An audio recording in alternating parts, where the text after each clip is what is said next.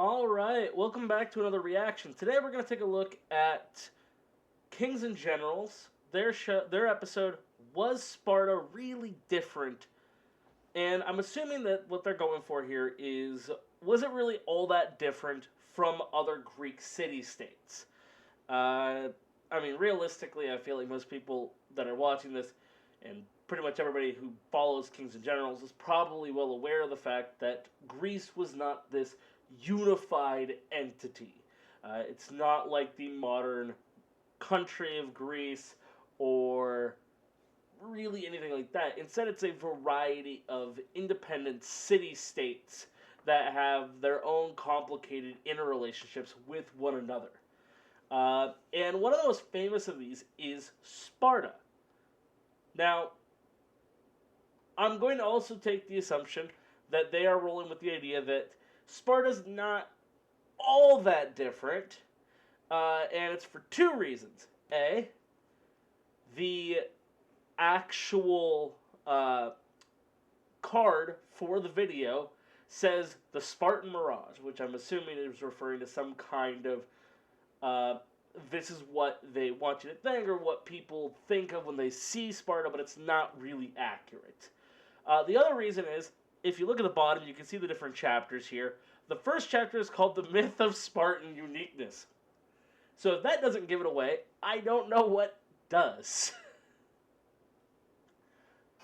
So I'm going to take that as something that's what they're rolling with. I also wanted to thank Nate Perkins 9860, who actually suggested the channel Kings and Generals. I've been trying to find a specific video. They've got a very intimidating and a very large catalog. I've been looking through their videos. They've got years of content. They've got, I'm pretty sure, just hundreds of hours of content. And a lot of them in like 2-hour chunks. God, they have a history of Prussia video that's 4 hours long. That's not feasible to do a singular reaction. That I'd have to probably do is like a week long, do a huge batch, and then just cut it down into smaller chunks. But I don't know if that would be a feasible thing. Let me know if that's something you'd like. But we're going to go ahead. We're going to take a look at this. Yeah, I don't think I'm going to have to give any other prefaces, and then we'll just discuss it as it comes up in the video.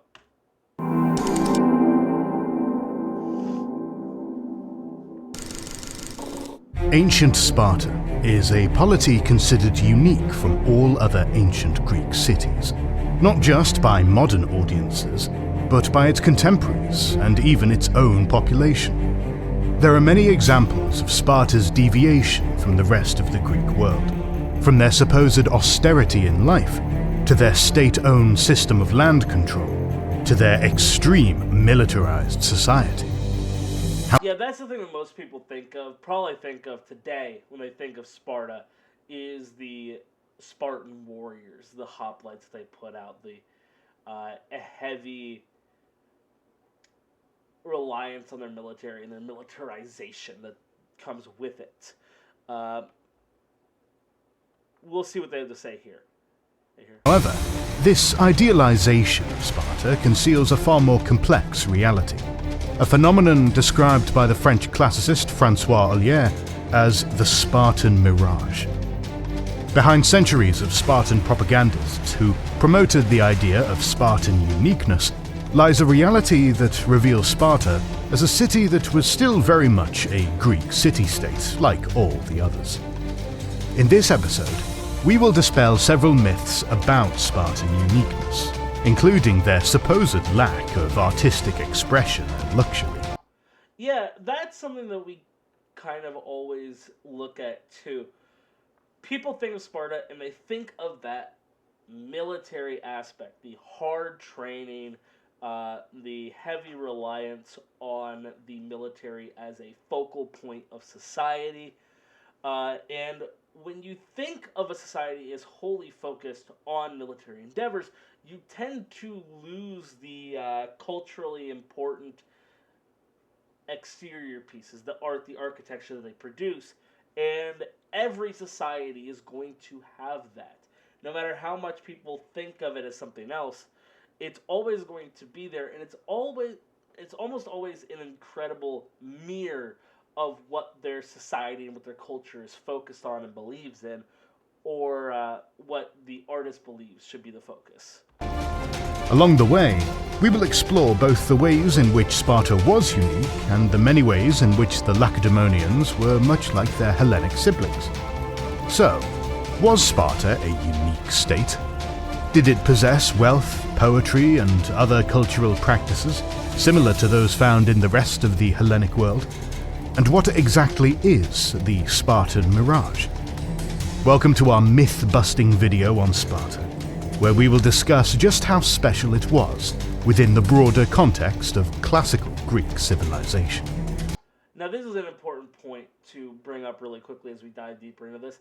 I am not a classicist. I am not focused heavily on ancient Greece or the Hellenic world, so a lot of this is going to be new to me, and I can primarily give my input as to how that kind of relates to other periods in history, or how it relates to the general kind of understanding of the region. Every week we release 3 new exclusive videos for our members and patrons. The Pacific War, the Eastern Front of World War II Prelude, and many other series, including the War of Spanish Succession, Punic Wars, Iberian Reconquista, Russian Revolution and Civil War, North African and Italian campaigns of World War II, and much more. It has been long overdue, but we have finally created a YouTube channel exclusively for our Kings and Generals podcasts. Please go and check out Kings and Generals podcast, home to the Pacific War Week by Week podcast and the Fall and Rise of China podcast, link in the description and pinned comment. To see those, as well as get access to our exclusive Discord, see our schedule, and get early access to all videos, join the ranks of our patrons and YouTube members via the links in the description and pinned comment. Their team has got to be massive. I can't imagine the ability to produce multiple videos like this every week is insane. Thanks to our supporters for allowing us to continue doing our dream job.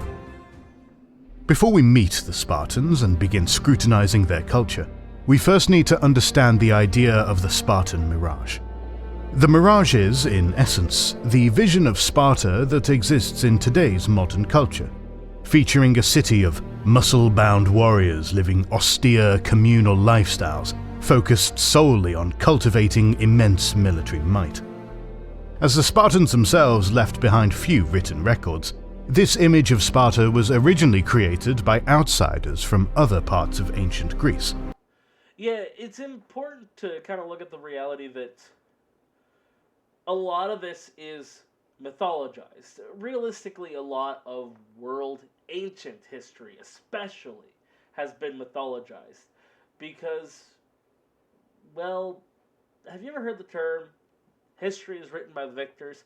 Well, that's not true in its purest sense. The reality is, biases almost always play into anyone's writing or functionality. It's important to recognize that fact. So when you have people start writing historical tales of their neighbors, if they're good friends, if they are allies, then those stories are probably going to be pretty good. If they have been long held as rivals, you're going to see a worse lean against them. And a lot of history is embroiled with that, especially when we get far enough back that written records become harder and harder to maintain. We only have so many sources that have survived the now effectively millennia since the Greek states were at their peak. And so we lose so much of that historical context that makes it so important and so interesting to look at. But we also see this happen throughout time. Everybody has heard the tale of the 300 Spartans at Thermopylae. What they tend to mention are there's a couple thousand other Greeks still on that pass with them, protecting them. You know, the Spartans do tend to be at the front line of this, but they have support from several thousand other individuals. but the fact that they were there, and specifically the fact that their king, one of their two kings, they actually have a duopoly type of oligarchy running the country, or the city-state. But the fact that they have one of their kings leading them, and that king dies, lends itself to that mythologizing, lends to that becoming a legendary moment. Especially when you consider the fact that even if you do expand that 300 to several thousand, it is still an immensely small force going against a monstrously large Persian army at Thermopylae. These include the Athenian mercenary and historian Xenophon, as well as Thucydides, the Athenian who chronicled the Peloponnesian Wars fought between Athens and Sparta. Herodotus, for his part, described Sparta as an autocratic society with more in common with the Persians than their fellow Greeks. This notion of Sparta as a uniquely militaristic, communal, and austere society has persisted through the ages. After the Romans conquered southern Greece, I'm going to show my ignorance here for a second.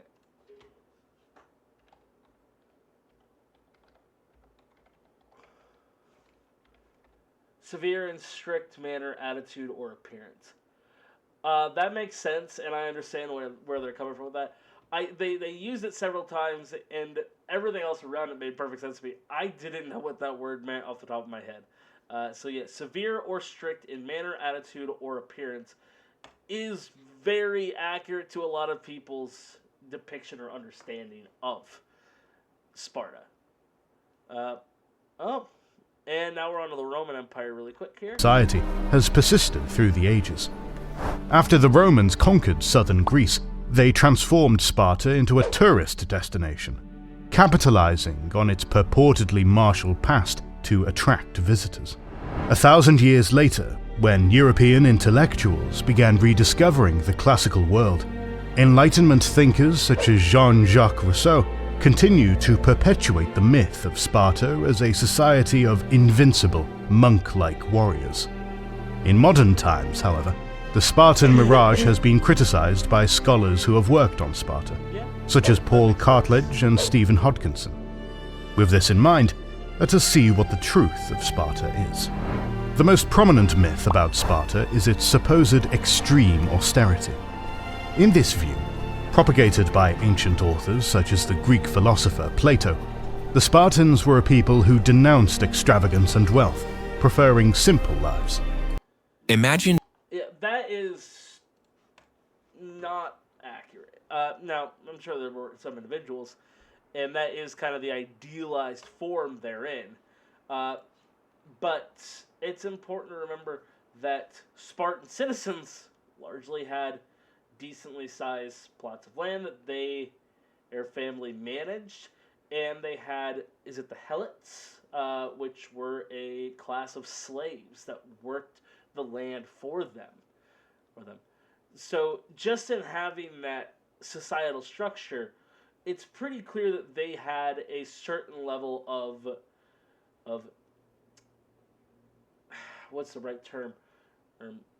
Lavishness for the higher levels within society. This monk-like perception of Spartan society possibly traces its roots to the mythical lawgiver of ancient Sparta, a man called Lycurgus, who mandated that his people use heavy iron money as their principal currency, in order to avoid the Spartans being enamored with gold. This example has recently been questioned by archaeologists and historians, both of whom point out that Sparta was simply a latecomer in the use of minted coinage. Coins of Spartan origin appeared in sizable quantities at the end of the 5th century BCE and were made of silver. This development reveals that Sparta was not immune to the use of ordinary coins. And that makes sense, especially when we get into a higher use of mercenaries or diplomatic relations. It's one thing when you have a extremely unique currency system when you are primarily working inside of your own city-state, but once you start working outside of that, once you start trading, once you start paying for things with other groups, they're not going to take that heavy iron nearly as well. This is also a really nice map here of the Delian League, which is the league of city-states that allies alongside Athens going into the Peloponnesian War, and the Peloponnesian League, which are those that are more aligned with Sparta and are going to be the central pieces of the Peloponnesian War that is so pivotal to this early piece of Greek history. And it also used precious metals to make them. Furthermore, it suggests that political divisions existed within a city that was supposedly renowned for its uniformity. Yeah, I mean, that's going to happen, especially when you remember that Sparta is ruled by 2 kings at a given time. Given the more people you get out from beyond, it's going to be harder and harder and harder for everybody to agree. But have you ever met someone, ever met 2 people that truly believe and agree on absolutely everything together? They don't exist. And so this idea of uniformity is definitely going to be overblown if people believe that. But in addition to this, the myth that foreign currency was banned in Sparta does not hold up to scrutiny. The Spartan war funds for the Peloponnesian Wars against Athens in the 5th century BCE consisted of gold coins from other cities alongside other precious metals. You've got many different city-states all becoming involved with this conflict, and when you have many different city-states becoming involved, they're all going to bring their own coinage, their own currency, their own structures to work within that system. A lot of this wealth was connected to individual I'm Spartans. sorry that I keep going for my nose. I've got a runny nose right now, and I feel like I'm getting sick, but I'm hoping that I'm not. And citizens, suggesting that at least part of the Spartan population had access to this supposedly forbidden foreign currency. Other examples of the Spartans' access to material wealth include the presence of luxurious votive offerings in various shrines in rural regions across Sparta, where offerings of gold and silver have been found in considerable quantities. These luxurious tributes to the gods show that, at least when it came to religion, Sparta had no qualms about wealth. In fact, some scholars, such as Stephen Hodkinson, claim that Sparta was quite unequal in terms of wealth and land tenure. Hodkinson's work has demonstrated that, contrary to some assumptions by ancient and modern authors, Sparta did not have communal property. Instead, Sparta, as a polis, had more power over land confiscation than other cities in Greece did, as well as specific land reserved for state use. Hodkinson argues that land tenure in Sparta was relatively unequal, with wealthier Spartans owning large farming estates managed by enslaved helots, and Spartans of humbler means owning smaller plots of land which they farmed themselves. And that's something that we're going to see throughout a lot of history. This idealization of cultures is very common throughout a lot of historical writings and through a lot of different pieces, especially when you get further and further and further away from them. So it basically becomes a game of telephone. If you aren't there and you aren't experiencing it and you aren't writing it down, then someone would have to explain what's going on to somebody else and then spread it further and further and further until somebody actually does write it down. And by then, we get very different interpretations.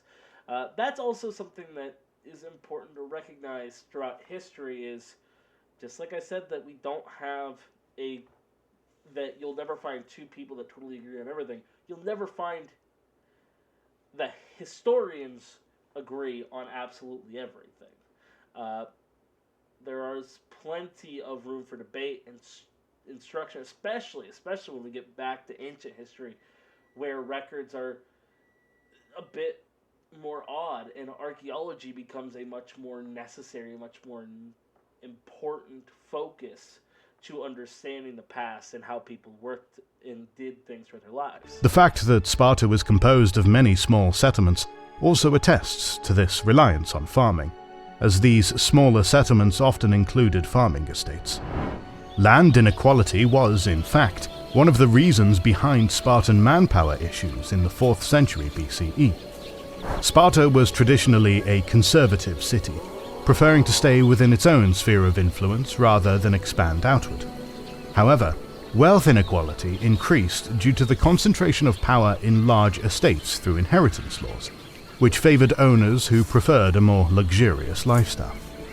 Other families began to divide their land to the point of poverty, with repercussions for their social status. Various Spartan kings attempted to reverse this trend, but were invariably met with pushback from wealthy Spartan landowners seeking to preserve their wealth. This revelation reveals Sparta to be much like other Greek cities, with inequality baked into its community and economic structures. Another aspect in which Sparta is considered unique is that of its militarism. This aspect of Spartan life is by far its most famous, and is indeed based on some grains of truth. For instance, while all Greek cities had mandatory military service for their citizens to fulfill, in Sparta it was a uniquely long obligation lasting from the age of 20 to 60. Moreover, most Spartan boys took part in a military training program known as the agoge from the ages of 7 to 20. Sparta was also unique in that the state provided the military equipment for the Spartan infantry, whereas other cities required private citizens to fund their own equipment. While the above examples may suggest more state involvement in social affairs related to war, Sparta was not a city organized by its military. And it's important to recognize that is an incredibly important distinction, that the state provides the equipment. Throughout history, that wasn't usually the case. And as a result, armies could look incredibly varied in their outfitting, in their weapon use, and that creates a distinctly uneven structure. But ensuring that the military is provided by the state with certain weapons and certain equipment means that they would then be having an easier or better focused military than a lot of its neighbors. Because, well, if the state's regulating it, then all of your phalanx spears are going to be of a similar quality. Whereas if you're relying on everyday citizens to pay and do this, they might cheap out. Some of the individuals that have more money might buy in a very well put together one. And this can cause many problems in incongruity and lead to bigger issues later on down the line in the field. In fact, Spartan public and military affairs were intended to be separate, both in terms of visibility and community ties. This is evidenced by the fact that public funerals of Spartan soldiers who died in battle were usually not conducted in Sparta, with the dead being buried near their battlefield where they fell. Other polis, like Athens, emphasized public funerals, but in Sparta very few instances of military funerals occurred. Such avoidance of public mourning suggests that Spartan officials wanted to keep the cost of war as far away from civic society as possible. Thus, war was not meant to be a concern for the average Spartan citizen, but a faraway affair that only arose when discussing strategy in the Apella assembly. Tackle the... Yeah, that is fascinating that way, though. I did not know that they separated that, but we've seen that throughout time as well, that can prevent war fatigue and make it easier for militaries to operate when those things aren't in the public light. We see this when the United States goes to war in Vietnam. If you actually look at the numbers, the Vietnamese win very, very seldomly against the United States, but the heavy news coverage and footage coming out of Vietnam makes it harder and harder and harder for people to justify that cost of the fight, because they're seeing the carnage firsthand. If you regularly had public funerals, yes, that might boost the idea of pride in your city-state or your nation, but it also creates an air of, people are dying. A lot of people are dying, and that can create its own negative effects. Some may counter the above points by saying that Spartan life for men was defined by their attendance of communal meals, known as syssitia, which were organized based on military unit membership. However, these meals were actually both civic and military in nature, with eligibility based on both one's local residence and military status. Hence, the syssitia only partially organized Spartan life around one's military regimen, and the atmosphere was likely much more like being in a Greek dive bar. These examples demonstrate that Sparta did indeed separate war from civic life, much like other cities. It lacked a public culture of mourning, and had community organizations that were social in nature, even if they sometimes overlapped with military affairs. There is also the case of Spartan politics, which many outsiders considered unique compared to the political systems of other Greek cities. The Spartan political system was distinct among Greek systems in its level of complexity. It had 2 kings, an assembly of elders known as the Gerousia, the 5 elected ephors, as well as a citizens' assembly known as the Apella. So we've effectively, in this process, no, I'm sure that he's going to get into this. You can actually see kind of a similar breakdown of responsibilities and understandings within this, which is fascinating.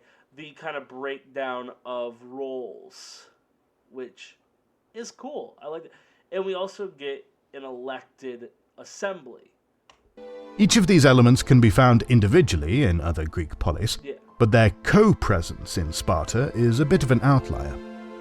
Each Spartan institution was designed to balance the others and promote social harmony. In addition, Sparta was supposed to be driven by social uniformity, with no one citizen becoming too ambitious or lacking moderation. This fact is evidenced by the name of the citizens being homoioi, or similar ones. Consequently, Sparta's principles of mixed government and uniformity have led many authors to view the polis as uniquely politically unified. However, Spartan politics were just as polarizing as in any other Greek polis. For instance, in the histories by Herodotus, the Spartan king Cleomenes was accused of being insane and then later turned up dead. What was supposedly a suicide has been suspected of having been an assassination by the man who became king in his stead, Leonidas of the Battle of Thermopylae fame. This example of murder shows that politicking and polarization were present in Sparta. Yeah, and that's not surprising. We've always seen political wheeling and dealing and problems. It is fascinating to see specifically, arguably the most famous, commonly known name in all of Spartan history in Leonidas being the one associated directly with this. There's also, and I don't think Sparta has it, but there's a number of groups around Greece at this time that have specific abilities rolled in to basically remove certain political leaders if they are questioned in terms of sanity or ability. And I'm assuming that Sparta doesn't really have that process, given the fact that Cleomenes ends up dead instead of removed. But I don't know that for a fact. And I also find it interesting that they pointed out that... oh, goodness. Where was it?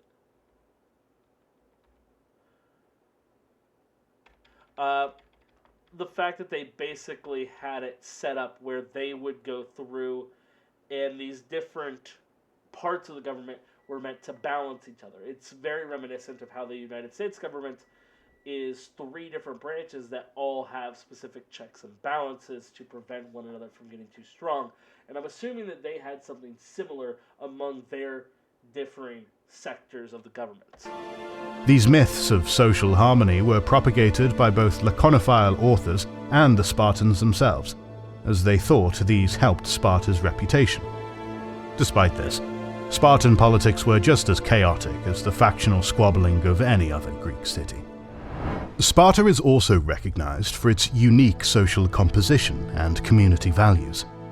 Social practices are another instance in which Sparta had some very distinct ways of doing things. For instance, women in Sparta were educated in both physical and mental matters. Moreover, as mentioned previously, it's very rare to see that in a lot of ancient civilizations or a lot of different city-states, specifically in Greece, during this period. Sparta projected an image of uniformity, a fact which extended to sport. The Lacedaemonians were said not to demonstrate ambition or individuality lest they fall into hubris. Enforcement of laws on matters such as sports supposedly enforced uniformity and austerity, as claimed by some authors, who suggest that the Spartans were not meant to celebrate athletic victories.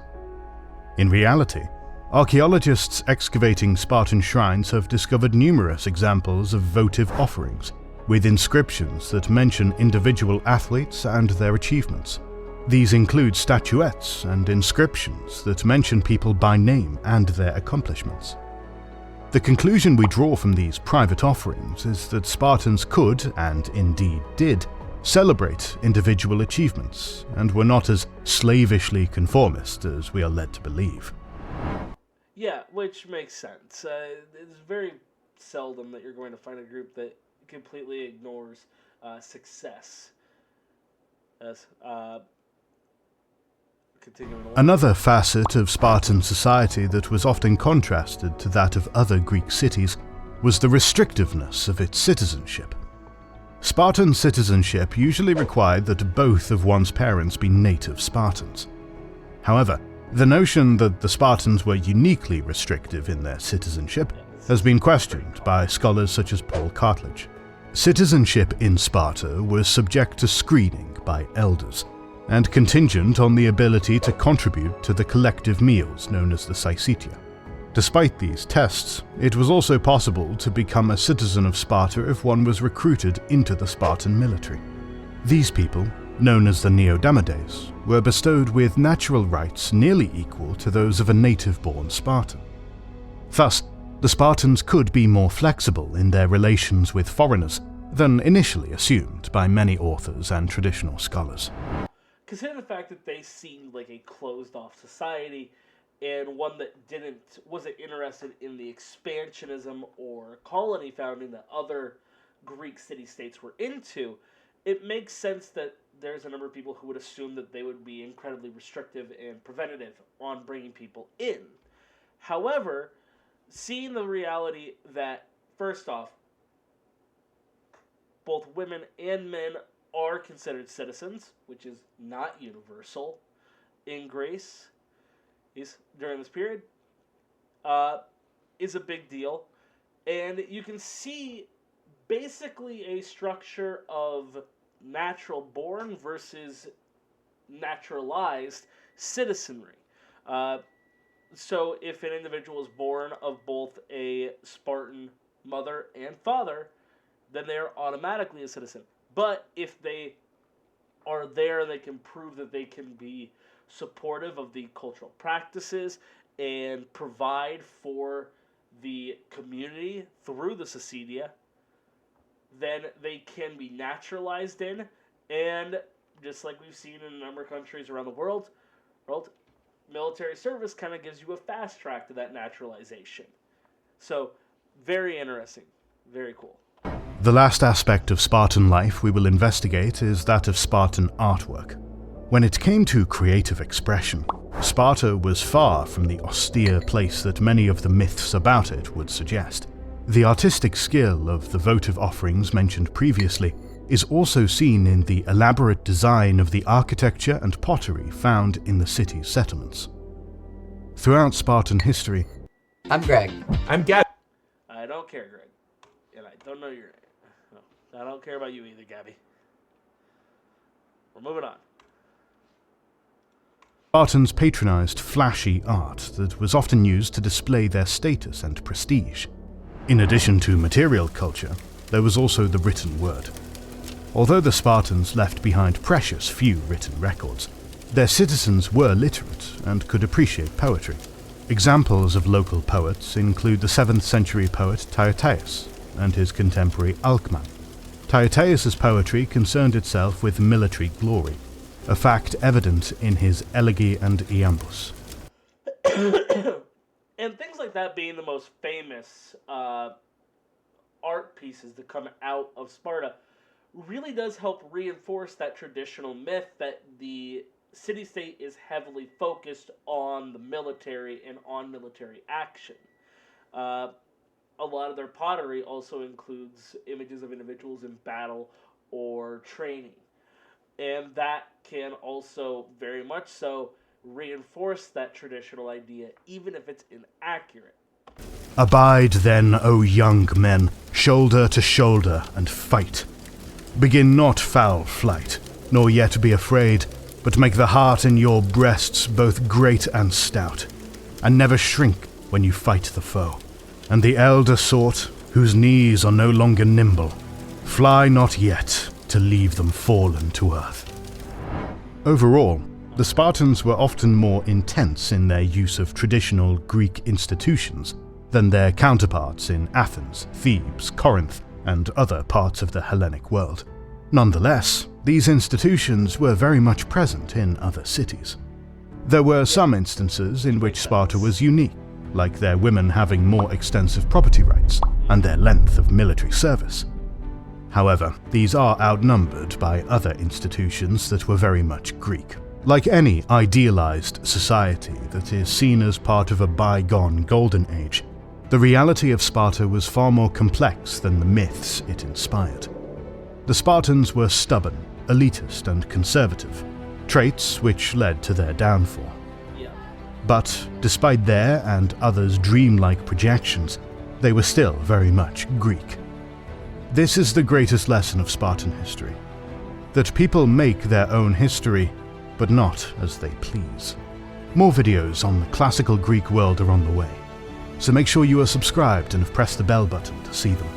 Alright, that was very cool. I'm glad that some Kings and Generals was finally brought up and watched on this channel. I'll be posting this pretty soon.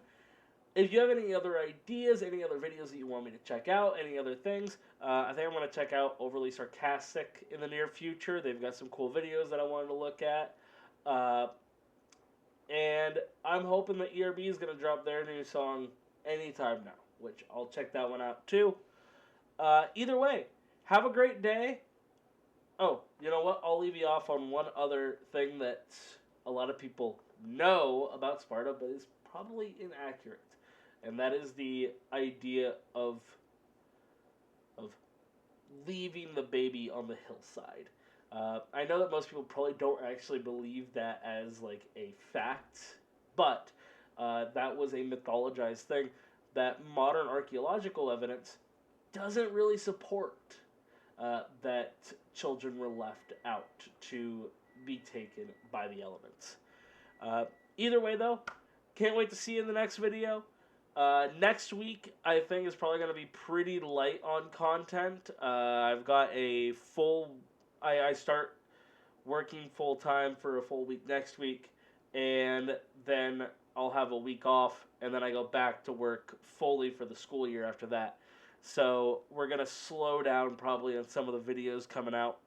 Either way, though, have a great day. See you in the next one. Bye.